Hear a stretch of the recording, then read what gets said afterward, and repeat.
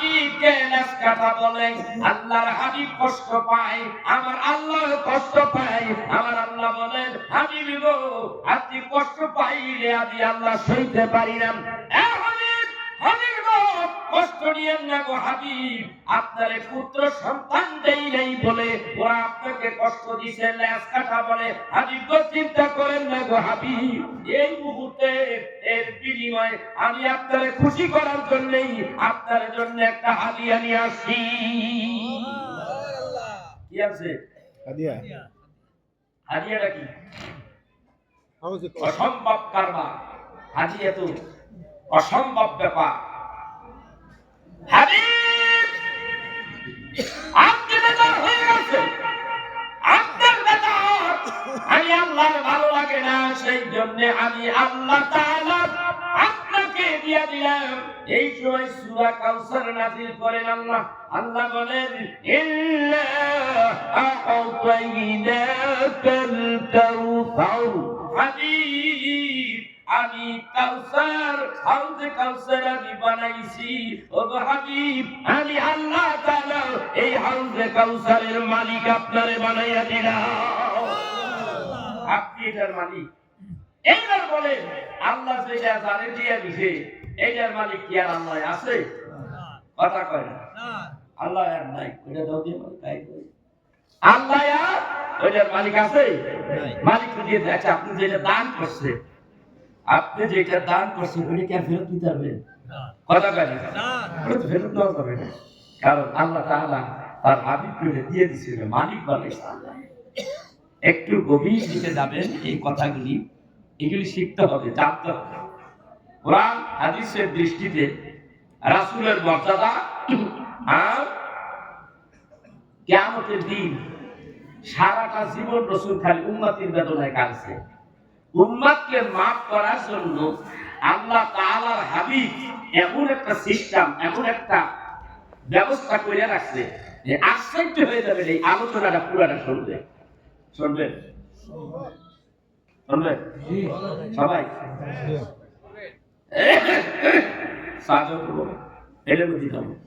এখন কি বলতেছে? নিল কি? এক নম্বর নিল কি? হাউজে কাউসার। মনে রাখেন, আর হাউজে কাউসারটা কি করবো? কথা কয় না। হাউজে কাউসারটা কি করবো? এটা নেওয়ার দরকার কি রাসূলের? এটা দিয়ে আমি করবো এক সাগর হাউজে কাউসারের পানি, এত পানিতে আমি কি করবো? সারা জীবনে 63 বছর জীবন আমার যতটুকু দরকার একটু হইলে আমার হয়, আর তো লাগে না। এত বড় হাউজে কাউসার, এটা আমি করবো না। এটা কি করবে? সারা জীবন আল্লাহর হাবিব কেঁদেছেন, রব্বি হাবলি উম্মতি বলিয়া। মক্কা নগরে থেকে মদিনায় আসলেন আমার নবী। মদিনায় আসার পরে আল্লাহর হাবিব হঠাৎ করে 3 দিনের জন্য হারাইয়া গেলেন। মনে আছে এই ঘটনা? 3 দিন খবর একেবারে সংক্ষেপ করে বলছি। 3 দিন নাই। আবু বকর ওমর খুঁজা বাই করে, লম্বা ইতিহাসের কথা আমি বলবো না। যাই পাইলেন কোথায়? গুহার ভিতরে। গুহাতে আমি গিয়েছি, ওটাকে গারে সেজদা বলা হয়। ওই সেজদায় মধ্যে রাসূল 3 দিন করে দিয়েছে, আর খালি রব্বি হাবলি উম্মতি হয়ে কাঁদছে। আবু বকর বলে, আল্লাহর নবী গো, আমি আপনার হিজরতের সাথী, আপনি বলছেন আপনার জন্য যে সাপের কামড় দেখাইছিলাম আমি, ওই সময়টুকু যেই নেকি আল্লাহ আমারে দিছে, সারা উম্মতকে যদি তার নেকিগুলো এক পালায় দেওয়া হয় আর আমার নেকিটা যদি আরেক পালায় দেওয়া হয়, তবু আবু বকরের নেকের পালা ওজন বেশি হয়ে যাবে। আর আবু বকর করলো নাকি? কথা কয় না। আবু বকর করছে নাকি? কি করলেন? খালি রাসূলের মহব্বতে রানের উপরে রাসূল মাথা দিয়ে ছুঁইছে, সাপে কামড় দিছে। সাপে যেন কামড় না দিতে পারে, গর্তটার মধ্যে আমি গেছি, অনেক কষ্ট করে উঠছি, কামড় যেন সাপে না দিতে পারে, সেই জন্য আবু বকর সেই ব্যবস্থা আগে ঢুকে কাপড় চুপড় দিয়ে সব ছিদ্র বন্ধ করছে। এটা কিন্তু আমার বানানোর কথা না, বুখারী শরীফের সিরাত অধ্যায় আল্লামা আজিজুল হক সাহেব তার পঞ্চম ভলিউমের মধ্যে কথাটা উল্লেখ করেছেন। দলিল দিচ্ছে কিন্তু। এখন ওইখানে যে একটা গর্ত বন্ধ করতে পারে নাই, পাও দিয়ে আটকায় রাখছে। একটা সাপ ছিল, সাপের অনেক কাহিনী। ওই সাপ তারে কামড় দিল। এরপরে আবু বকর চিৎকারও পারলেন না, কাঁদলেনও না, হঠাৎ করে চোখের পানি এসে গেল ব্যথার কারণে। হযরতে রাসূল আরবি সাল্লাল্লাহু আলাইহি ওয়াসাল্লাম ঘুমায় নাই, তন্দা চোখটা বন্ধ করা, রেস্ট নিতেছে, আরাম নিতেছে। এই ঘরটার মধ্যে, এই ঘরটা কতটুকু আমি সব দেখে আসি। এখন আল্লাহর নবী তন্দায় আবু বকরের বিষের যন্ত্রণায় চোখের পানি গড়াইয়া ওয়াজানতে রাসূলের এই জায়গায় একটা পড়ছে। নবী চোখ খুলছে, খুলে দেখে আবু বকরের চেহারা দালি কেমন হয়ে গেছে, মানে নির্বর্ণ হয়ে গেছে। আবু বকর এলু কেন? ইয়া রাসূলুল্লাহ, কাফেরদের ভাটাই খাইয়া কাফেরদের চোখের আড়াল হতে পেরেছি, তারা আমাদের শত্রু, কিন্তু এটার ভিতরে একটা সাপ আমাদের ছাড়ে নাই, আমার কামড় দিছে। নবী জিহ্বার থেকে লাগা লাগাইয়া ওখানে লাগাই দিলেন, তিনি ভালো হয়ে গেলেন। ওই সময় এই কথাটা বললেন, আমার আবু বকর, আমি নবীর প্রেম ভালোবাসা যেটুকু দেখাইব, এইটুক যদি এক পালায় ওজন দেওয়া হয়, আরেক পালায় তামাম ধারে সারা উম্মতের আমলটা যদি আরেক পালায় উঠে টান দেওয়া হয়, আমার আবু বকরের নেকির পালার ওজন বেশি হয়ে যাবে। আর আবু বকর কর্মটা কি? ভালোবাসা। কথাটা কইতে পারেন না একটু বুঝাইয়া? কি করলো? ভালোবাসা। কারে ভালোবাসলো? রাসূলকে। তাহলে প্রমাণ হয়ে গেল রাসূলকে ভালোবাসার কারণে আবু বকরের মর্তবা এত হয়ে গেল।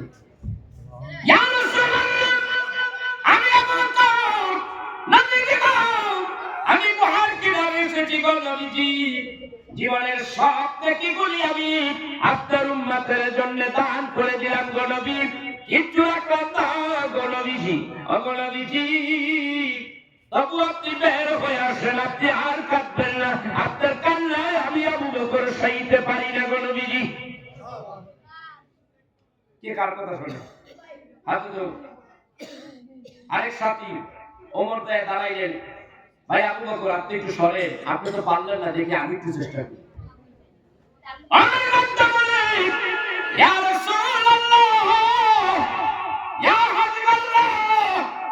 আমি সেই ওমর, আপনাকে মারবার জন্য আমি যখন কসম করেছিলাম আব্দুল্লাহ পোলা মুহাম্মদকে না মারা পর্যন্ত মুখে অন্ন তুলব না, এই যে বের হয়ে গেলাম। লম্বা ইতিহাস,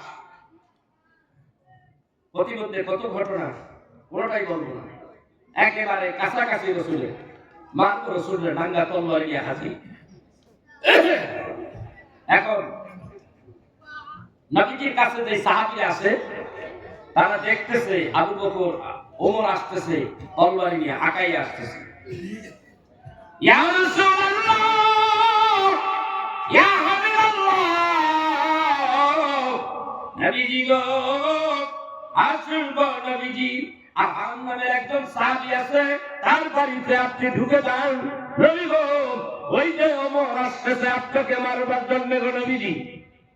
জিলের নবী কয়, না তোমরা দেখতেছো আমাকে মারতে আসতেছে, আমি দেখতেছি হযরতে ওমর ইসলামের ছায়া বট বৃক্ষের নিচে আশ্রয় নিতে আসতেছে। সুবহানাল্লাহ।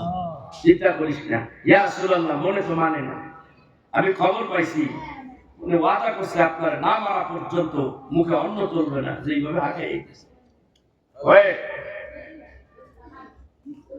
অপেক্ষা কর, দেখ কি করে। খালি কাছাকাছি আইছে, আয়া দেখে আমার রাসূলকে দেখে কাম নিয়েছে, জীবনে তো দেখি নাই, আজকে ফেস টু ফেস, একেবারে সামনাসামনি।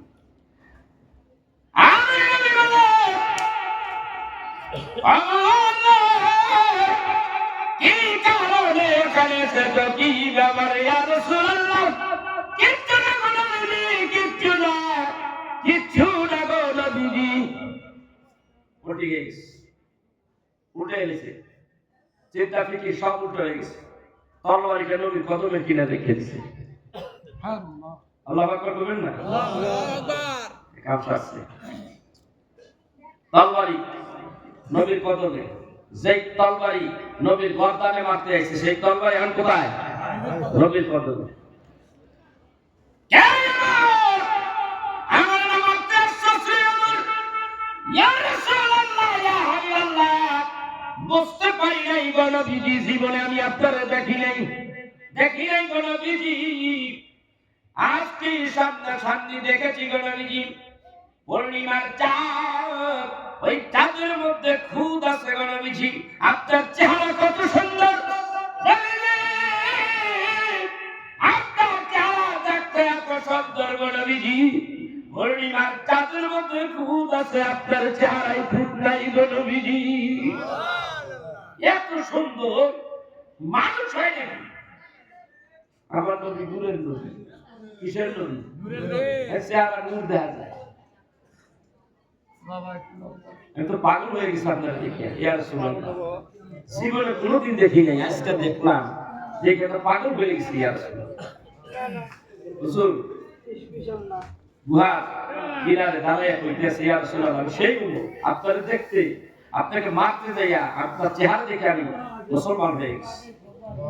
সেই দিন আপনারে দেখে আমি বলেছিলাম, ইয়া রাসূলুল্লাহ,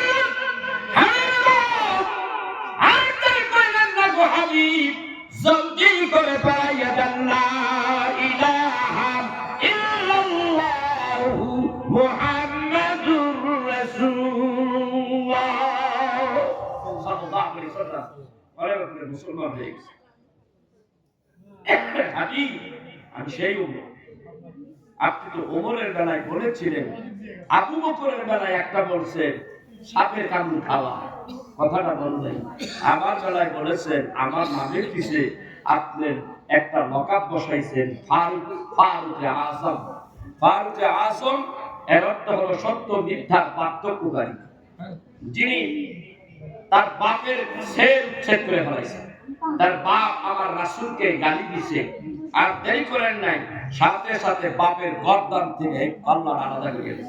এই ওমর একটা বিচার নিয়ে ওমরের কাছে গেছে। এক ব্যক্তি